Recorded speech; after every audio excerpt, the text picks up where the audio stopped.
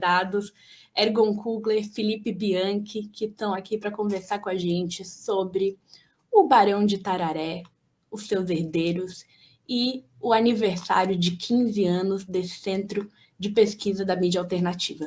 Muito bem-vindos, Ergon, Felipe, muito bom revê-los, mesmo que aqui online. Como vocês estão?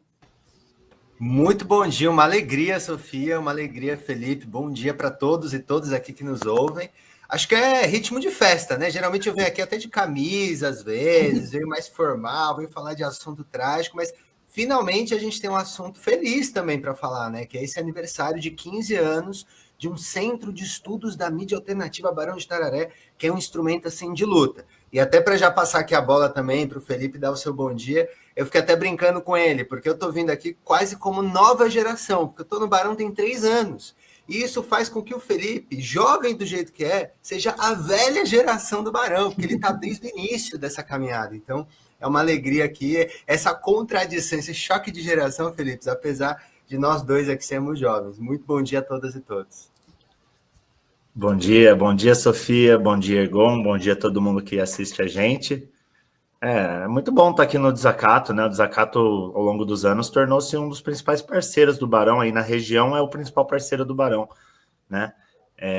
Tem batalhado junto com a gente o Miro costuma dizer, o Miro é um coordenador do Barão também, acaba sendo um símbolo do Barão, né?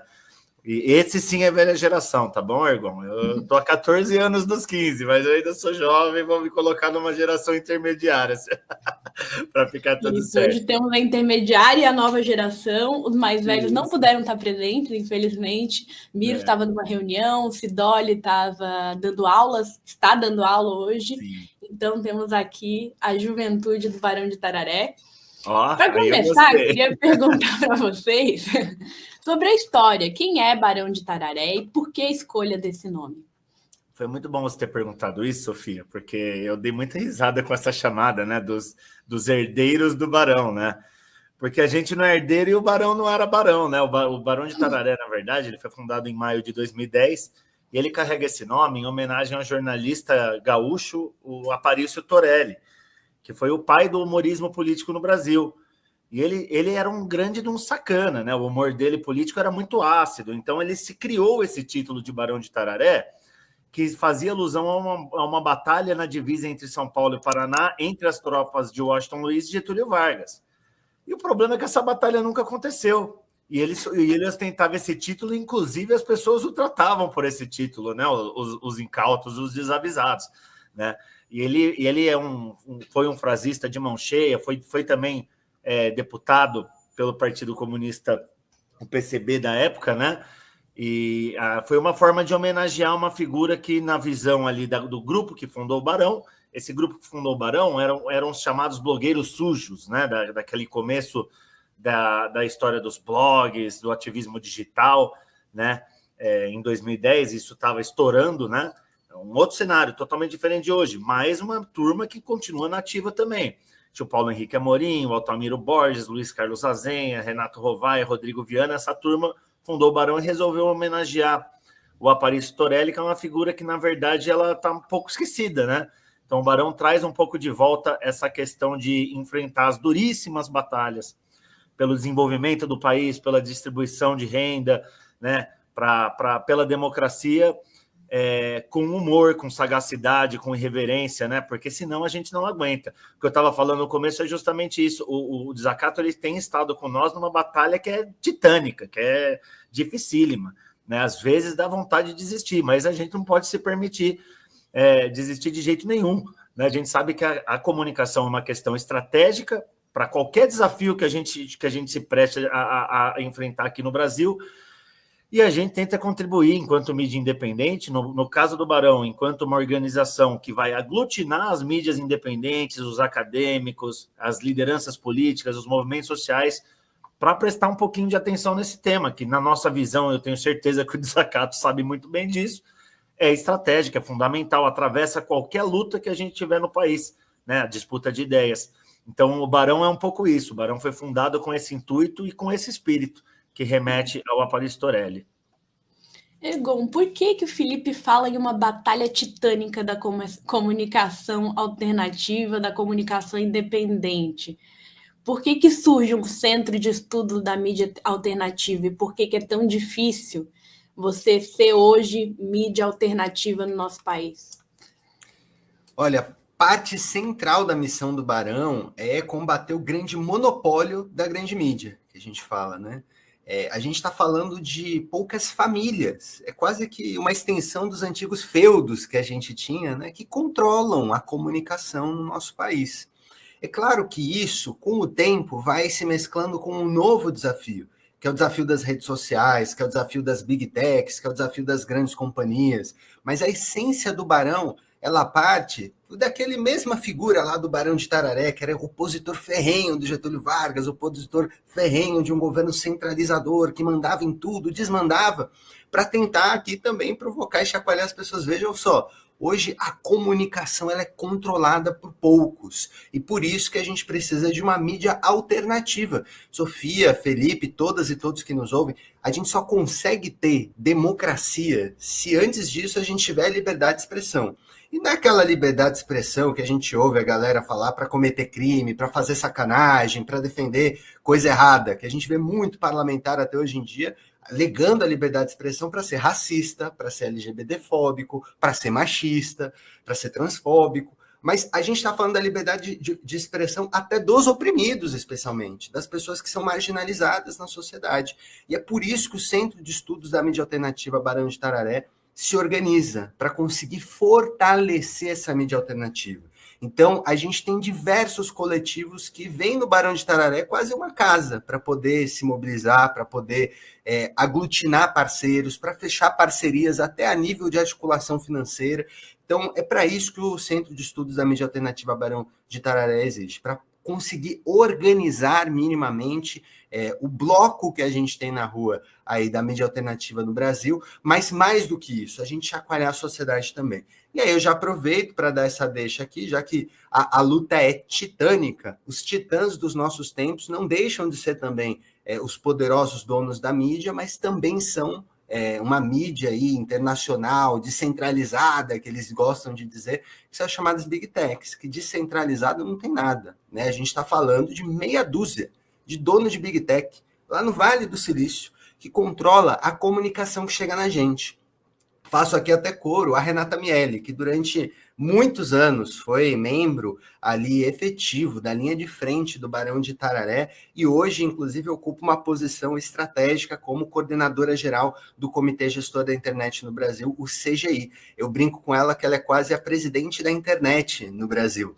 E essa é a pessoa que tem origem no Barão de Tararé, tem origem nas lutas do movimento social, e que fez o Barão, por exemplo, ajudar a criar a coalizão Direitos na Rede, a organizar e articular, inclusive a própria Renata presidindo, o Fórum Nacional pela Democratização da Comunicação, que é o FNDC, que resiste até hoje.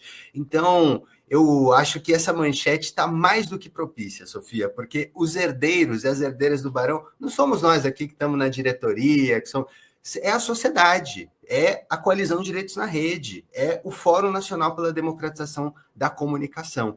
Então, é a sociedade que ganha quando a gente tem uma mídia alternativa fortalecida. E o Barão é prova viva disso, há 15 anos resistindo, que venham mais 15, que venham mais 150. Que aí sim, Felipe, a gente vai ser velha geração.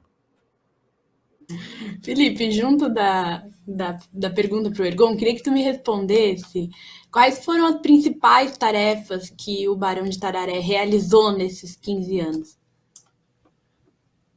Sofia, é interessante isso que o Ergon fala, porque na minha fala inicial eu comentei isso, né, de que o Barão foi fundado naquele contexto onde estavam começando a surgir essas vozes num ambiente que parecia ser democrático e promissor, né? A internet era considerada uma promessa de poder romper com os monopólios, com os oligopólios de mídia. De certa forma, isso cumpriu-se.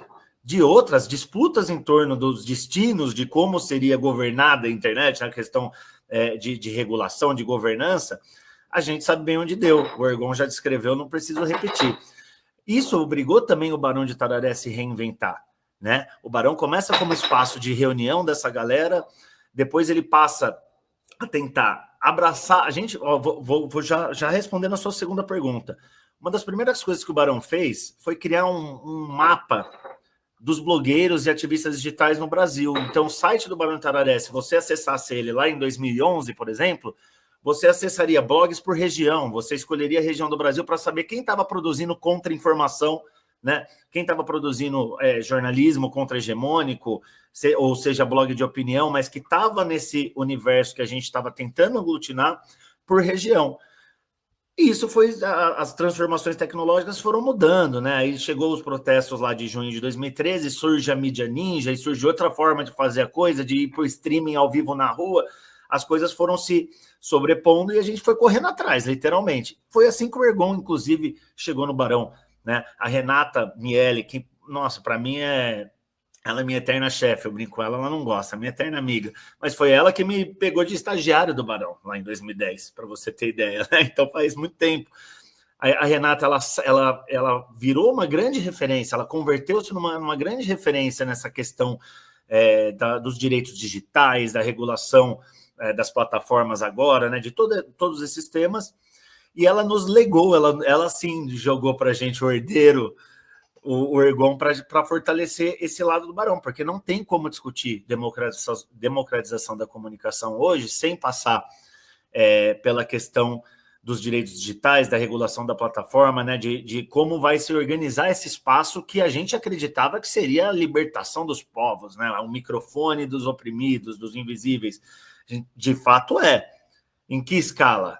Né? A gente também trabalha uma outra questão, né, que é o Estado fornecer condições materiais para que esses setores excluídos também possam produzir comunicação, né?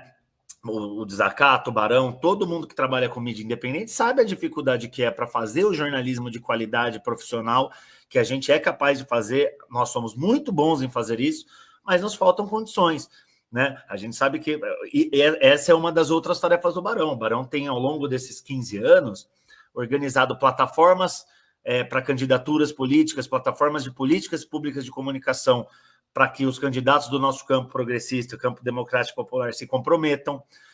Propositivo também, né? Claro, tipo, propor iniciativas que possam contribuir nesse sentido de financiamento das mídias, e aí mídias alternativas pode parecer uma coisa de um grupinho, não, mídia alternativa inclui mídia comunitária, mídia periférica, mídia indígena, mídia, inclusive mídia comunicação educativa, tem diversos setores aí que se encaixam, que na verdade são os que estão fora do espectro da mídia comercial, né? O espectro brasileiro de comunicação, especialmente o espectro radioelétrico de radiodifusão, mas não só, ele é dominado pela mídia comercial, né? O que a gente tem lutado ao longo desses 15 anos são para políticas públicas que equilibrem esse jogo, na repartição da grana, né? O governo Lula, historicamente, aí tem se repetido essa tragédia, prioriza muito a mídia familiar, hereditária, como descreveu o Ergon, o punhados de família que dominam aí esses grandes meios de comunicação, e a gente tem feito dessa batalha nossa razão de existir. Vai para além disso, Sofia. A gente tem assim, uma tradição de 15 anos do Barão de solidariedade internacional, né? A gente tenta tornar essa questão da integração regional também informacional, também midiática, né? O Barão ele faz esforços desde a sua fundação. O primeiro evento do Barão que eu participei, que foi em 2011, se eu não me engano, foi o Encontro Mundial de Blogueiros. A gente levou comunicadores de várias partes do mundo, de vários continentes, para discutir, de Inácio Ramonet, muita gente bacana para discutir o que fazer a nível global. Não dava para imaginar que a coisa ia descambar a um nível que isso ia ser mais necessário do que era em 2010. Eu tenho a impressão de que isso é mais urgente e necessário do que nunca. A gente vê essa ofensiva de uma ultradireita que também tem se internacionalizado, se organizado globalmente, né?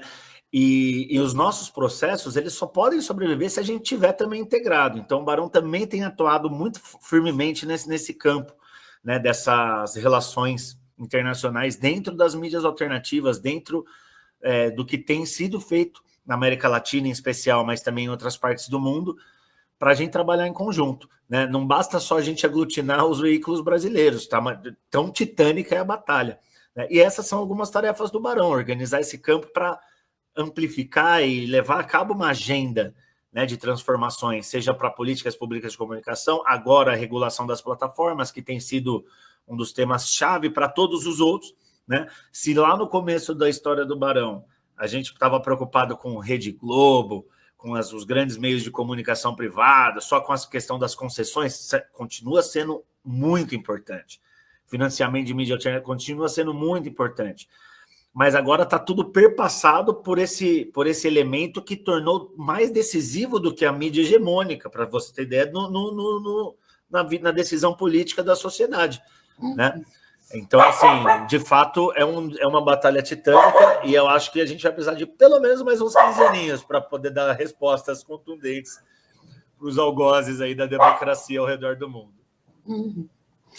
Eu acho muito importante celebrar e comemorar quando um centro como o Barão de Tararé completa 15 anos, porque uma das grandes dificuldades da mídia independente, da mídia alternativa, não é só poder realizar o seu trabalho com qualidade, mas é conseguir se manter, né? Então, a gente vê muitas iniciativas sendo criadas e logo impossibilitadas, principalmente pela questão financeira, pelos ataques, pelos processos de judicialização que tentam intimidar jornalistas independentes. Elas não conseguem se manter, por isso é tão importante quando a gente vê a resistência desses espaços, como o Portal do Zacato também, né, que agora esse ano completa 17 anos em agosto, não é pouca coisa. E aí, Ergon, dentro disso eu queria te perguntar, o Felipe falou de alguns dos impasses, né, e principais desafios da mídia independente, mas eu queria que tu tocasse na questão do financiamento. Perfeito. Olha, a gente sabe que quem paga a conta escolhe a música, escolhe a banda, né? E isso não é diferente quando a gente está falando de comunicação. Eu vou partir falando das Big Techs para chegar na comunicação da mídia alternativa. Tem um número que eu gosto sempre de trazer, Sofia, são 2 números pornográficos, horríveis, obscenos, que é o número de 1,5 trilhão de dólares, que foi o faturamento das 5 principais Big Techs no ano de 2023. Não saiu ainda o reporte de 24 consolidado, mas em 2023, 1,5 trilhão de dólares que elas botaram no bolso. Isso é mais da metade do PIB do Brasil. Se tivesse mais 5 Big Techs ali igual, já passava o PIB, toda a produção do nosso país. Aí você fala, mas tem muito custo, tem profissional, tem funcionário, tem infraestrutura. O faturamento que sobrou, depois você gastou com tudo ali, esse 1,5 trilhão de dólares, foi do absurdo de 327 bilhões de dólares, com B de bola. Esse dinheiro nunca, nenhuma mídia alternativa vai ver na frente. Mas as Big Techs usam isso diariamente para poder fazer a disputa geopolítica. Por um outro lado, a gente tem um Brasil, por exemplo, aí sempre vale trazer essa provocação, o Barão, ele tem esse papel de chacoalhar, inclusive, o campo progressista para a gente poder se mobilizar. Vem o Brasil com outro número também que é muito grave. A gente estava olhando recente um contrato da Microsoft com o governo brasileiro num período de 14 meses. Sabe quanto, Sofia, que o governo federal pagou para a Microsoft em 14 meses? Para ter acesso à Microsoft Teams, para ter acesso lá às ferramentas, 1,272 bilhões de reais. Dinheiro esse que podia ir, por exemplo, para universidades brasileiras, para institutos federais, desenvolverem tecnologias nacionais, ou até para a mídia independente conseguir formular de forma independente. Porque pensa aqui comigo, se quem paga a conta escolhe a banda, escolhe a música, ora, se tiver um financiamento somente privado, com algum interesse, é difícil o jornalista ter independência até para conseguir fazer as coisas, porque ele pode ser podado, ele pode ser censurado, ele pode ser controlado. Agora, a partir do momento que a gente tem um financiamento que seja estrutural, que não olhe a quem, que valorize a qualidade do jornalismo e não o alinhamento que ele tem, um financiamento que seja público, inclusive. Horas, a gente consegue de fato exercer não só a liberdade de expressão, mas a liberdade de imprensa. Liberdade de imprensa essa que é tão importante para fortalecer a democracia. Se a gente não tem jornalista livre, bem remunerado, estruturado, é a mesma coisa da gente não ter, por exemplo, cientistas que estão nas universidades produzindo pesquisa. Porque o jornalismo também é uma ciência, de alguma forma. Porque você está averiguando fatos, traduzindo aquilo numa linguagem e dialogando com a sociedade, provocando, trazendo transparência, fazendo com que as pessoas se organizem, inclusive, para criticar ou elogiar algum governo. Então, é por isso que é tão importante que o financiamento ele seja público também. Não basta a gente depender somente de ter uma ajuda aqui de um sindicato que fortalece, outra ajuda ali de uma empresa que é mais progressista e alinhada, por exemplo, com a visão da mídia alternativa. É preciso que a gente tenha um sistema de financiamento da mídia alternativa independente, porque só assim, Sofia, a gente não fica preso a corrente nenhuma e, de fato, a gente fortalece. Quem ganha é a sociedade. Por outro lado, enquanto a gente tem hoje as big techs bilionárias, remuneradas inclusive com dinheiro brasileiro, aí fica mais difícil. Não sei que o Felipe também pensa em relação a isso, mas eu acho que um grande desafio que a gente tem é conseguir fortalecer o financiamento de origem pública, especialmente, porque quem ganha é a sociedade. Ergon, excelente, porque fica muito evidente o abismo gigantesco entre o financiamento dessas big techs e o financiamento de uma mídia independente, né? Uma desigualdade gigantesca. Felipe, não sei se você quer complementar. Não, o Ergon foi perfeito. É uma questão que, infelizmente, depois de praticamente três mandatos, né, do campo democrático popular, aí, de governos progressistas e mais metade da Dilma ali até o golpe, um cenário que permaneceu intocado, né? Não mudou. Claro que existem também, não é uma batalha só federal, né? No caso da repartição do bolo publicitário, né? Também tem políticas que são levadas a cabo ou não são levadas a cabo na esfera municipal, na esfera estadual, mas infelizmente é uma dívida que esses governos não sanaram conosco, né? O Lula, inclusive, ele chegou a dar uma entrevista logo que saiu do cárcere, prisão política injusta, não precisamos entrar nesse assunto, falando que era uma questão pendente para ser resolvida, que ele reconhecia que inclusive, todo o processo que começou lá no impeachment da Dilma, passando pela prisão dele, pelo lavajatismo, e que foi descambar na eleição de um... Eu concordo com o professor Beluso, é duro chamar o Bolsonaro de fascista, porque o Bolsonaro é um criminoso, né? Ele não é tão ideológico, o negócio dele é o crime, né? Mas tudo bem, digamos que seja um representante aí da ultradireita que levou o crime organizado para o poder no Brasil. Mas, enfim, culminou nesse processo todo. Isso tem tudo a ver com a batalha de ideias, tem tudo a ver com essa desigualdade entre o poder aí da mídia que naturalizou o fascismo para poder fazer oposição sistemática aí aos governos progressistas, né? Chocou o ovo da serpente. Essa serpente, inclusive, atacou os próprios meios de comunicação e eles continuam repetindo o expediente. O triste é que o governo eleito, né, em 2022 também continua chocando esse ovo, de certa forma, porque não mudou essa estrutura de fomentar quem ataca, né, os movimentos sociais, agenda para ampliação de direitos e, em última instância, o governo Lula. E esse governo é o mesmo governo que enche a boca dessa turma e deixa, infelizmente, vamos ser bem sinceros, bem honesto aqui, deixa as mídias alternativas, os comunicadores populares morrerem de fome, né? Essa é a realidade, né? Eu acho que assim, o Ergon ele foi mais propositivo, mas acho que a crítica precisa ser feita também nesse aspecto, Ergon, porque a gente disseram que estamos no segundo tempo, né? O governo disse que agora é o segundo tempo do governo. O relógio está correndo, gente. Tal qual num jogo de futebol, o relógio está correndo, os caras têm o juiz, os caras têm o VAR, os caras têm tudo, né? E a gente continua nesse cenário de inércia, né? Ano que vem, mais um ano decisivo. Ultimamente no Brasil, todo ano é decisivo, né? Até ano sem eleição, quer dizer, ano sem eleição, mas até ano sem eleição é decisivo, né? E a gente vai ter um cenário muito complicado em que a gente chega, com nossas, digamos assim, nossas tropas comunicacionais, não para fins eleitorais, mas para um debate franco, um debate da perspectiva das maiorias no Brasil, porque é isso que as mídias independentes, as mídias alternativas representam, mais do que um governo, um candidato, né, como disse o Ergon. A ideia não é mídia chapa branca, longe disso, mas uma mídia que possa ser essa voz das maiorias, especialmente na perspectiva econômica, né? Porque o que a gente vê hoje na mídia hegemônica é basicamente ditando a agenda econômica, né?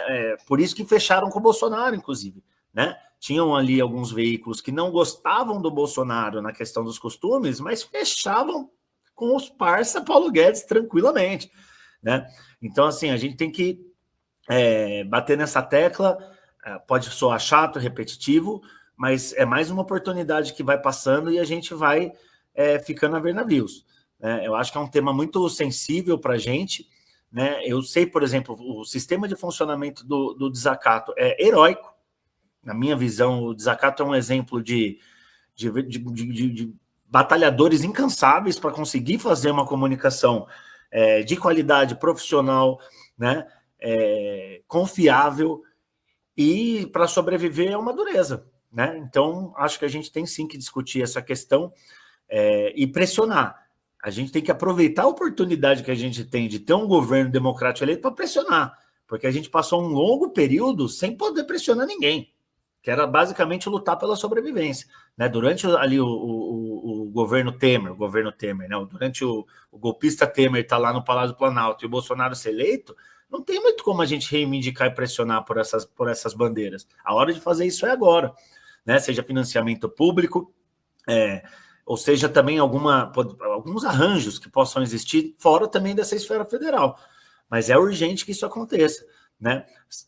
A gente vai depender do quê? Do rumo que as big techs definirem, dos algoritmos definirem para a gente conseguir se comunicar? Eu acho que já está, a essa altura, já está bem nítido para todo mundo que, se for esse o caminho, vão ser cada vez menos vozes falando, inclusive do nosso campo, até que chegue numa hora que eles decidem arbitrariamente, mais do que já quem pode falar ou quem não pode, né?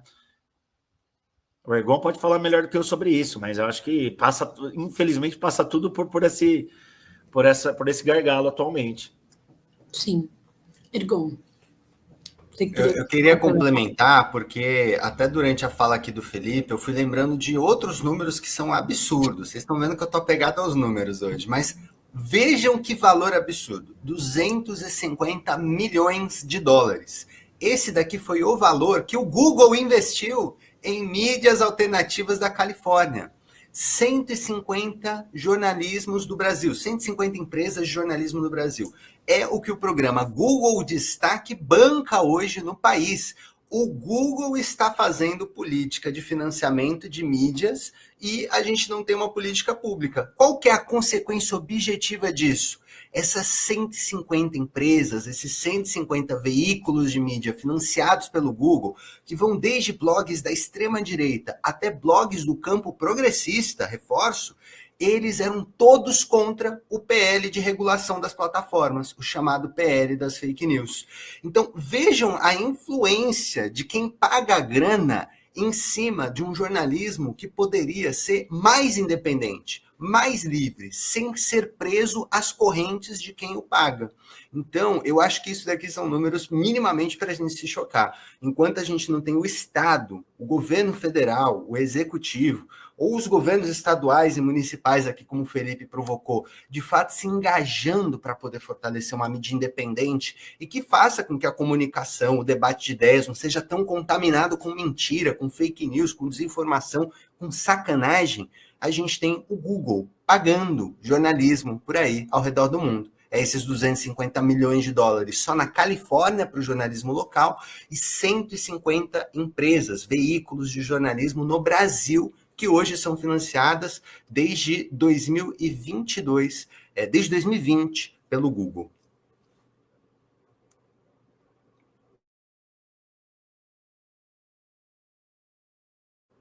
Esqueci de ligar o microfone. Felipe, Ergon, audiência, muito obrigada. Agora nós vamos fazer um brevíssimo intervalo e a gente já retorna com a entrevista de hoje. Este programa é apresentado graças aos nossos apoiadores culturais. Sintraceb, FESESC, Sindisaúde Santa Catarina, Sinjusc, Sinergia, Sintracem, Sinasef, Seção Sindical IPSC, Sindiprev Santa Catarina, Sintesp, Stiel.